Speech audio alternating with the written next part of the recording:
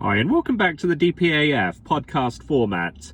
Following the budget this week, I wanted to ask the question about Rishi and how he makes poverty feel so good. And I grew up in an era where when you were dealing with money and budgets and finance, a balanced budget or growing your wealth sort of was superior to an unbalanced budget and depleting your wealth. And of course, as I've been talking about over the past year since lockdown 1 began, Rishi has been at the heart of blowing Britain's wealth, taking Britain's, well, not really taking Britain's wealth, but taking Britain's debt and making it worse.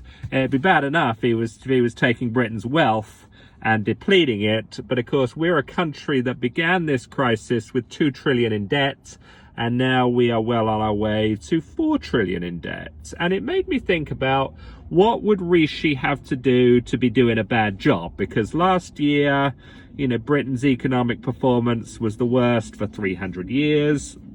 Britain's debt is going well over the debt to GDP ratio, well over 100%, be going up to sort of 200% really over the next 5 years in my view. And what would Rishi therefore have to do to be doing a bad job? And I was looking at all the sort of press coverage of the budget this week and how fawning it was and how deferential it was towards Rishi. I mean, it was things like how, he was smiling, but he wasn't smiling so much as to make people feel bad, and he was sort of showing sympathy, and he was showing sincerity, and he was walking sort of with one foot in front of the other, and he had a smart suit, but not too smart, and it just is incredible how he's judged not with the amount of debt he's dumping on the British people, especially Britain's young people, how much debt slavery he's putting the British people into, but about how he makes people feel during this process of putting people into endless debt. And I mean, I suppose if you contrast it, you could have a chancellor that only puts us into 1 trillion of debt but makes us feel bad about it. Rishi puts us into 2 trillion of debt but makes us feel good about it. So what would you rather have? And it's just how low we've stooped as a country that we judge our Chancellor of the Exchequer not on, how effectively he balances the budget, how effectively he grows the economy, but on how he makes us feel when he's doing the worst possible job he could ever do, in my view. And of course, now some people are going to probably be thinking to themselves, well, David, look, he was dealt a really tough hand. No one could have foreseen the coronavirus. And of course, this is the old fallacy. I mean, unexpected circumstances crop up in life. Why do we not have a rainy day fund to cope with the unexpected? And of course, Rishi took over a bad situation to start with. I mean, Britain was already 2 trillion in the red when Rishi got involved. If I was his boss, I would have been charging him with lowering that debt, not doubling it.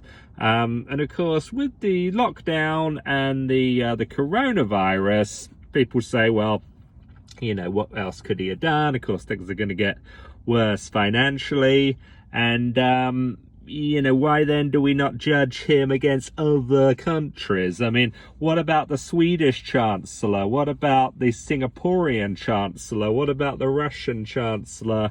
What about the Brazilian Chancellor? Have all those budgets in those countries been exploding like Britain's has? Has debt in those countries been exploding like Britain's has? I would say probably yes. It's been getting worse financially in those countries, but nowhere near as badly as Great Britain. So why is it Britain that has to be doing such a bad job? Why is Rishi allowed to get away with mismanaging our public finances so badly?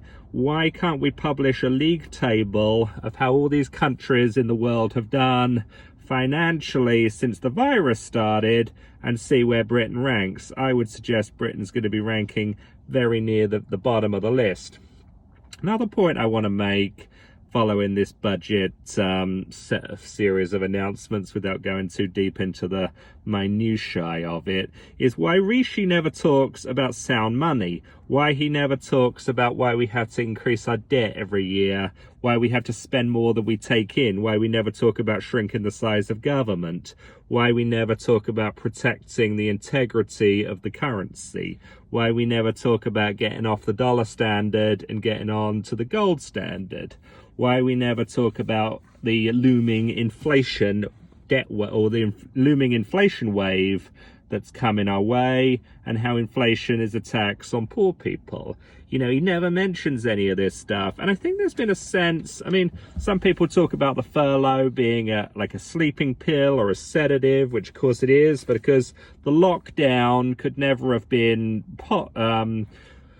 implemented or even popularized in Britain without the furlough, without being people paid to sit at home. If people weren't being paid to sit at home and do nothing, they would never have tolerated the lockdown. But because they were, the furlough acted like a sedative to the British people. It made people feel good about staying at home and saving lives and protecting the NHS and giving up their job because of this phony promise that the job would be there when the furlough ended, and because it seemed like they're getting sort of money for nothing, even though you cannot take money, you cannot give a benefit to someone without taking it from someone else. So who are we taking all this debt from? Well, we're taking it from younger generations of British people, and we're also creating this sense, well, we're normalizing generational theft,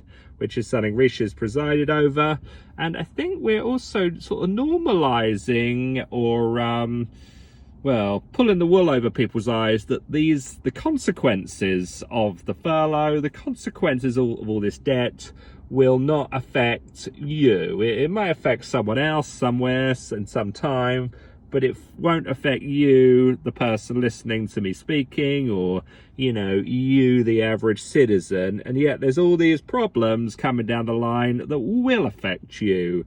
Government debt is going to lead to lower economic growth. It's going to lead to higher tax. It's going to lead to lower wages. It's going to lead to less purchasing power in the wages that you have. It's going to lead to more crime. It's going to lead to more civil unrest. It's going to lead to more depression. It's going to lead to greater tyranny and less freedom. It's going to lead to increasing isolation, family breakdown. It's going to lead to lower and lower and lower living standards, fewer jobs, less opportunity, more government dependence. And there was also a sort of an interesting thing Rishi mentioned in his speech in Parliament about, he's putting sugarcoating everything as normal, and he was talking about how he wanted to, or what he was doing was going to attract, foreign people into Britain, foreign people to come and work here and create some sort of new sort of science hub in Britain and all this kind of stuff. But of course, made no mention of all the talent that he was driving out of the country at the same time. People that are looking at this situation in Britain, looking at all this debt of the future, all these problems of the future that I've just mentioned, and saying, we don't want to deal with all this. We don't want to be paying for all this nonsense that we did not seek and we did not benefit from. Why do we have to pay all the consequences of this? Why don't we just exit the system? Why don't we just bail out? Why don't we look for a way to live and invest and work in foreign countries that do not have runaway debt, that have chancellors of the exchequer that know how to balance budgets, and where there's going to be more growth and opportunity and freedom and higher living standards. And it's a really sad indictment. I don't want Britain to be in a situation like this. I want us to be a wealthy country. I do not want us to be a poor country. And as I've said so many times, we've spent all these years of wasting money. I mean, instead of leading the charge against global warming, we should have been following from the back of the line, letting other countries take the make the cost. we just get the benefits. We've done all this nonsense with foreign aid. We were feeding all these people in Africa with Bob Geldof, and it's inevitable that it's going to make us poorer and poorer and poorer, and have more and more and more debt that we have now. And I think we're actually going into this period now where we're actually going to start to see the consequences of all this debt in a very, very real way. Costs of petrol to fill up your car, costs of council tax, costs of food, costs of foreign holidays, inability to get credit, inability to really do much of anything, loss of jobs, lower wages, less opportunity, less investment. And this is going to start to become more and more apparent to people, what we've done with our money. We haven't respected our money. We haven't taught our people about money and economics, and about sound money and about sound finance. And I suppose Rishi, if you think about it, is sort of a symptom of the times. I mean, if you're going to be going into mass poverty, which is what Britain's going to be financially speaking, because of its tie to the US dollar, which is collapsing, all around us. And, we have so mismanaged our money over so many years. Rishi should be the person saying all this. He should be the one doing this podcast that I'm doing. Instead, he's the one making the problem so much worse, perpetuating the problem. And it's a free citizen like me that has to step up and sort of point all this craziness out.